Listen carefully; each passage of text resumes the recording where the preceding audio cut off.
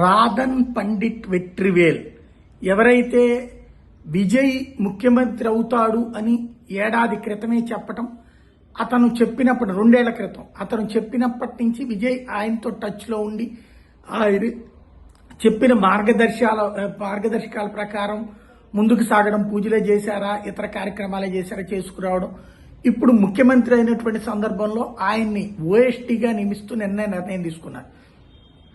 అయితే తాజాగా జరిగినటువంటి పరిణామం అసెంబ్లీలో బల పరీక్ష సందర్భంగా మిత్రపక్షాలు అనాలా లేకపోతే మద్దతు ఇచ్చిన డిఎంకే పక్షాలు అనాలా, డిఎంకేతో పొత్తు పెట్టుకుని గెలిచి విజయ్కి మద్దతు ఇస్తున్నట్టు కాంగ్రెస్, సిపిఐ, సిపిఎం, ఐయుఎంఎల్, బీసీకేలలో ఈ బీసీకే ప్లస్ కమ్యూనిస్టులు ఆ ఓఎస్టీ నియామకాన్ని తప్పుపట్టినాయి. ఎందుకంటే వాళ్ళందరూ కూడా సెక్యులరిజం పేరుతో హిందుత్వ వ్యతిరేకత, మైనార్టీ బుజ్జగింపుని కోరుకునేటటువంటి వాళ్ళు ఆ నియామకాన్ని తప్పుబట్టినాయి.